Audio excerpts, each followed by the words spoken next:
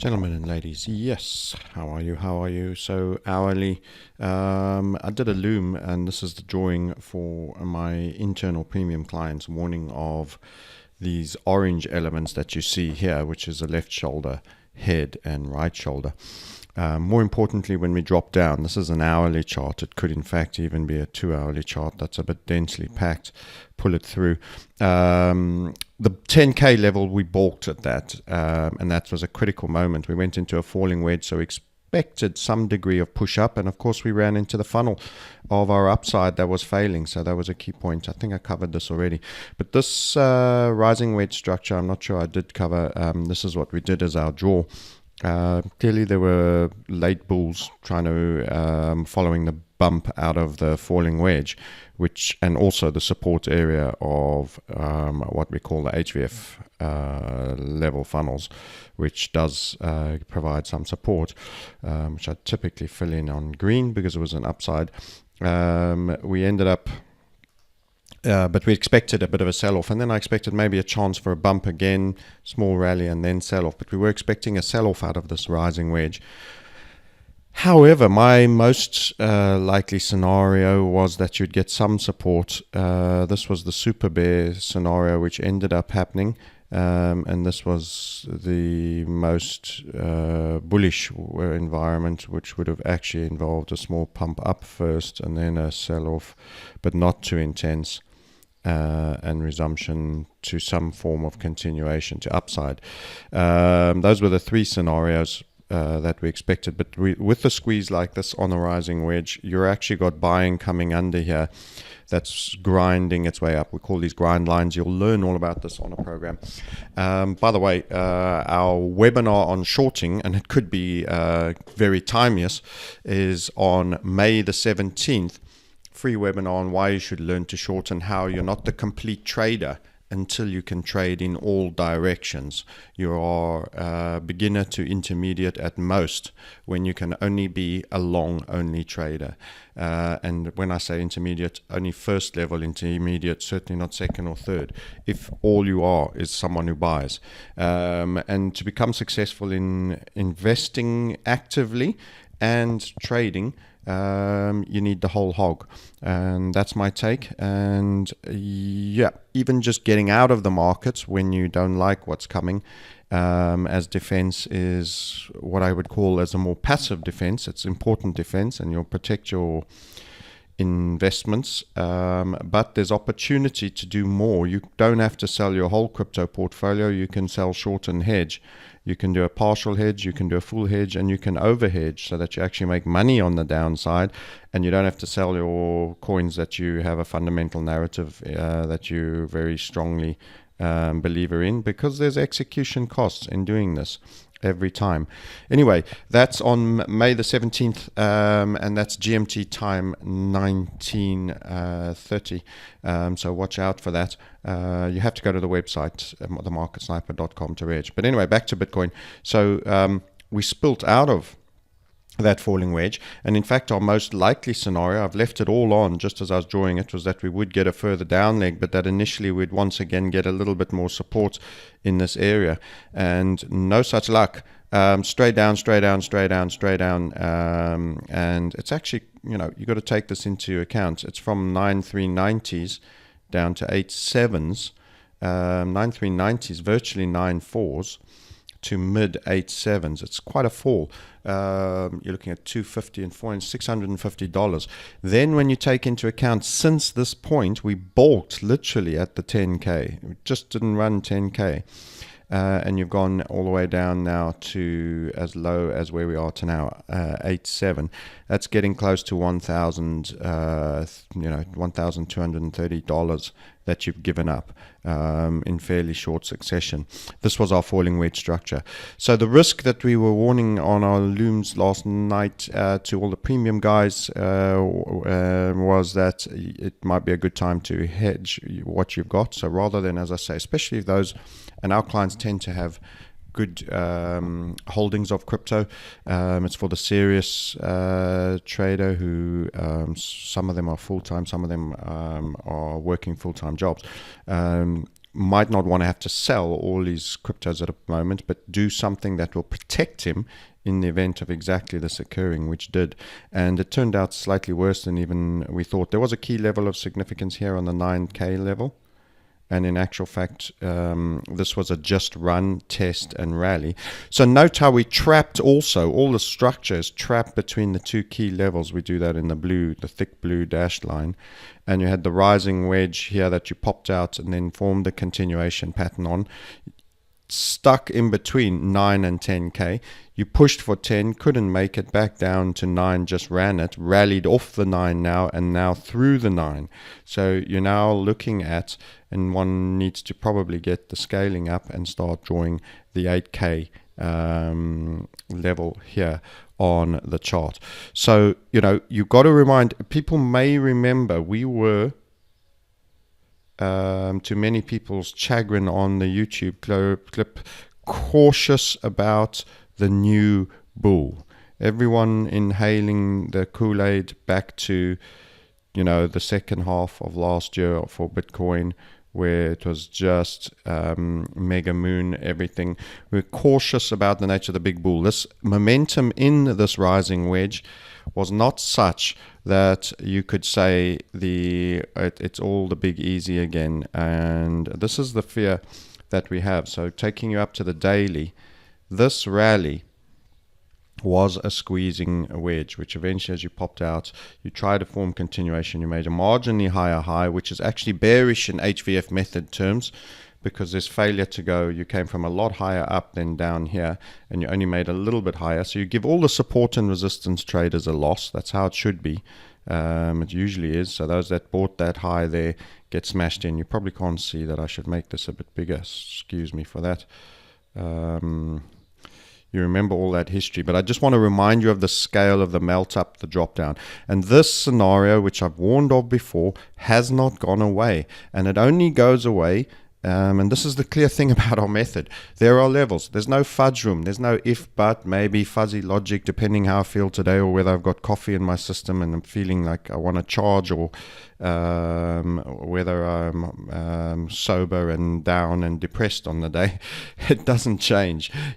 This scenario is only invalidated. This high point is only invalidated. The risks to the downside are only invalidated on the 11,780. This still has a macro continuation structure. You probably can't see much for this mess of lines, and that's okay.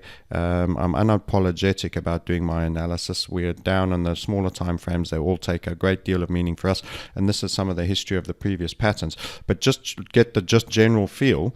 That was your rally move from that low that we were very fortunate to get to 6,073, literally catching that low from the inverted HVFs that kept forming on the downside. People have forgotten about this. They have a short mental history. We got the rally highs, and then everyone got bullish again with this pump and this period now, and now a slight rude awakening. That risk hasn't gone yet. What we really need to see is to see those levels run, that double top that you got there, the rally from there, and that was a falling wedge, and it did exactly as this one, a bump out of the falling wedge, and then spill well below the lowest point of the falling wedge. And we've just seen that on a microcosm scale over here. We saw a rising wedge here, over here. Sorry, so actually this was a rising wedge that we were discussing on the shorter time frame. A rising wedge that came out of this falling wedge, and you fell down and you actually ran the low. So not only did you spill out of the rising wedge, you didn't hold the previous low. You made new lows, and we've just had that on the shorter time frame.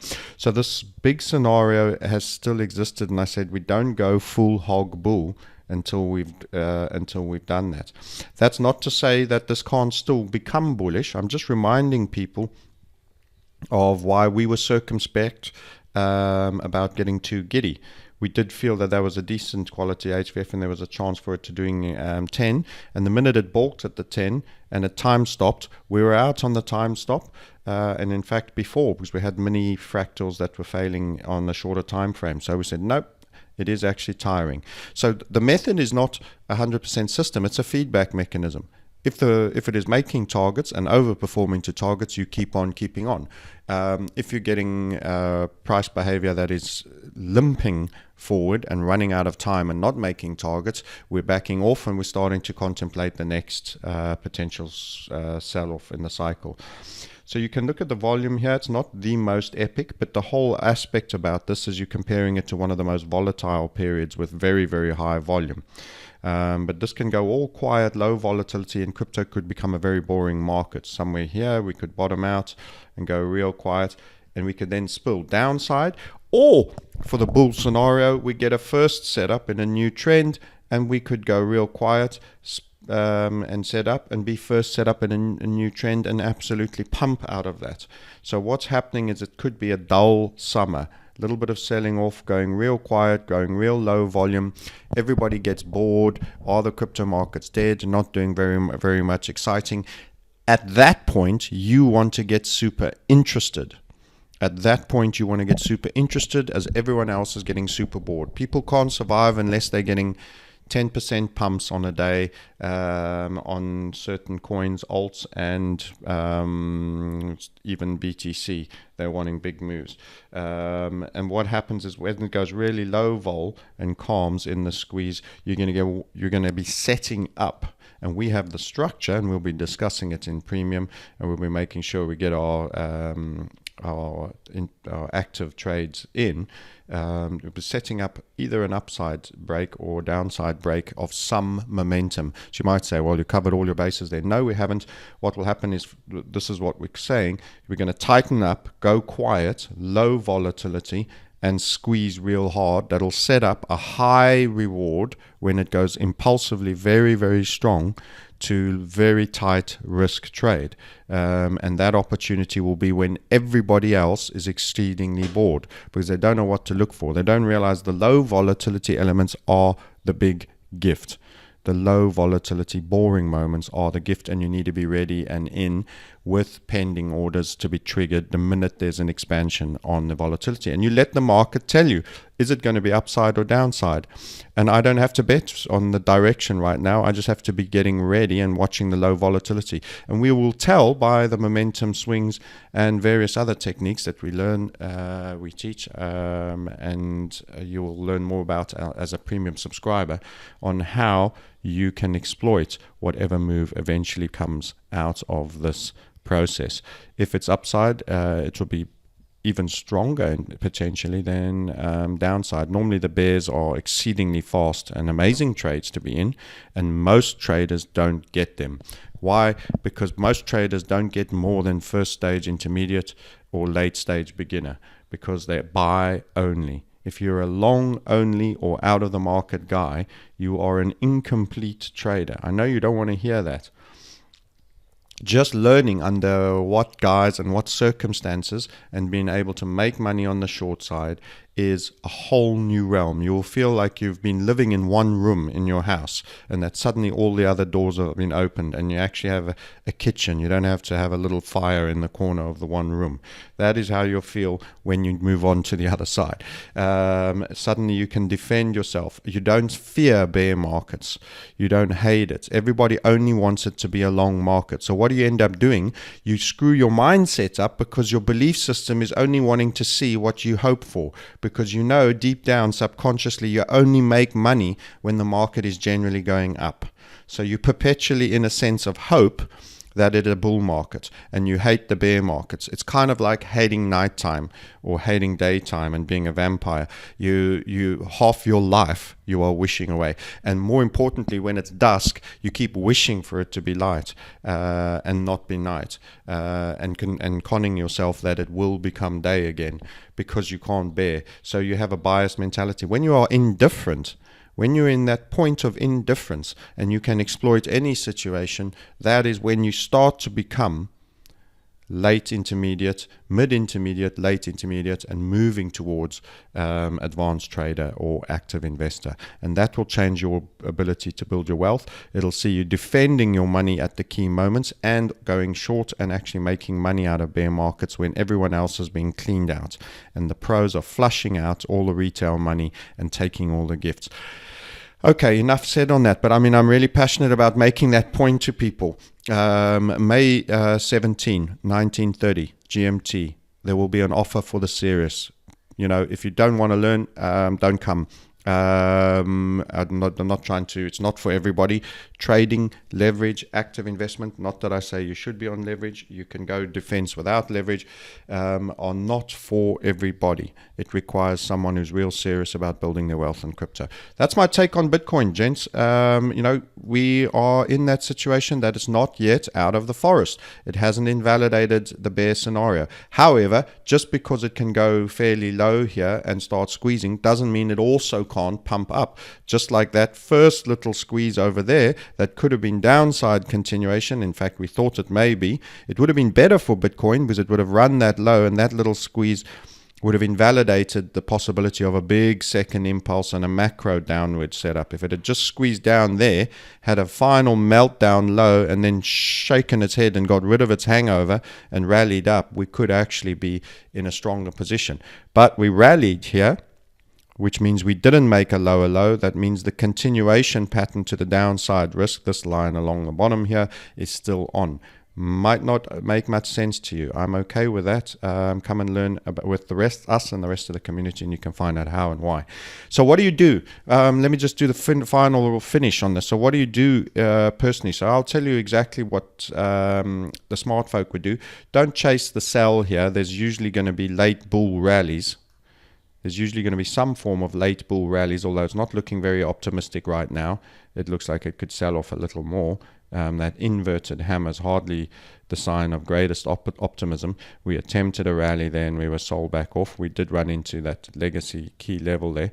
But at some point, some form of late rally, the bulls will sigh a great sigh of relief. They'll seize on anything that in their hope brings back the bull season.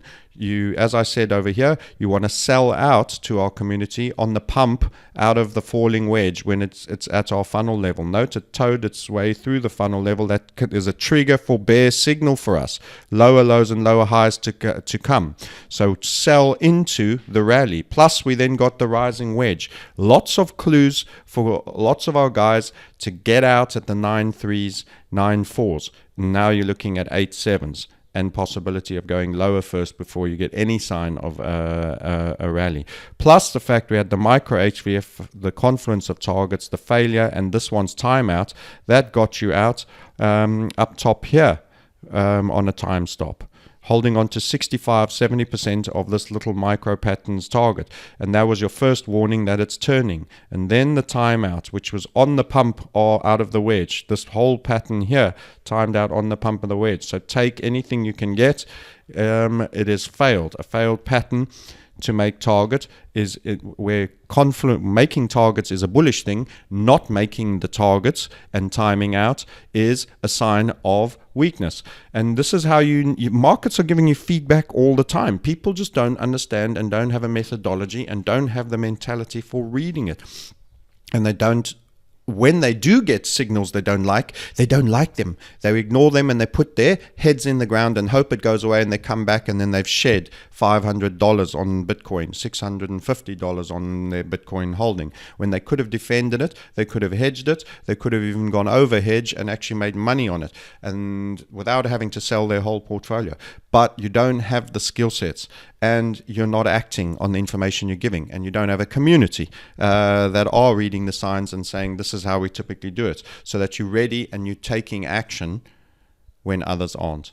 Anyway, just feeling a bit messianic about that, but you know, I'm a fan and friend of the retail trader. I am a born retail trader, and I've been a retail trader. I hated the system that was always working against us. I felt the market hated us and we were cheated by the brokers. I went through all the mental and psychological traps that exist. And through the school of hard knocks over 28 years of trading, since 1987, it's even longer than that, it's going for 31, my first experience. And I can tell you that actually the market loves you and gives you clues. You don't have a method for discerning them, and you aren't acting on them when you do. And that's the problem. And there's ways, if you're a full-rounded trader, there's no such thing as a bad market. There's just price behavior. for the guy who was short, this was an awesome market. For the guys that were hodl longs and felt that it wasn't looking good but did nothing and just rode the elevator down, they feel helpless and disempowered. The guy who shorted out of the break on the rising wedge and it, over here, and it recognizes the falling wedge and closed his long positions up top here and was neutral and waiting for this pop rally, and then saw the rising wedge and shorted here. This was a great night. He woke up to more money in his account. And you can be that person. Sometimes you have to be reminded. It's not impossible, but you've got to be prepared to learn, and you've got to test your psychology, and deep-seated psychological change takes a while to happen. Anyway, so much on the mindset here, so much on the method. I'm hoping it's hitting home. Anyway, we'll see what comes next. So possibility after this capitulation on relatively high volume that you get some form of short term, either bear flag grinding at some point not too far away. If it's bear flag grinding, you want to take whatever rally you get if you're still heavily long and hedge. If you don't know how to do that, you want to find out how to do that and learn. The best thing for the bull side, because many of you are still hoping it's going to go back to being bullish, and I got to warn you, it doesn't have to be that way. This is a key level of significance that we've turned back from, and it can be that relative high too. I was showing you on the bigger time frames. But the best thing for those of you who are hopers are a rounded bottom, marginally lower lows, rounded bottom, and then a final maybe dip, or just a rounded bottom and the sort of cup and saucer types frame, and then you get a bit of a move up. But again, I would say that could be rallies, and you still could be part of a larger left shoulder head, right shoulder complex. So watch out, watch out. I think there is a turning in the wind, and for those that were so critical, oh, you missed the turn and that it's bull, you can see why on the bigger time frame you have to just be cautious. We haven't run or invalidated. It's a rally. It remains a rally until such time as it invalidates the bearish downside scenario. It remains a rally. It needed to get through these levels. It remains a rally, and it still can. Not every head and shoulders goes all the way down. Look here, to give some that are long only hopers, left shoulder, head, right shoulder, and it just went. We could do the same here. Left shoulder, head, it's dipped a bit deep, but can go right shoulder and then go. And then it runs through here, all good. Hey, I'm happy, I'm going to trade it in the manner that it gives us. We're not reversal pattern traders per se. We just recognize risks to the continuation story, and the continuation story of this rally in a bear market, because this is a rally in a bear market on the big time frames. There it is. The rally in what is a bear market has continuation downside risks, and that's the level that ceases to be the case. Enough said. I'm repeating myself. Hope it's useful. Bye.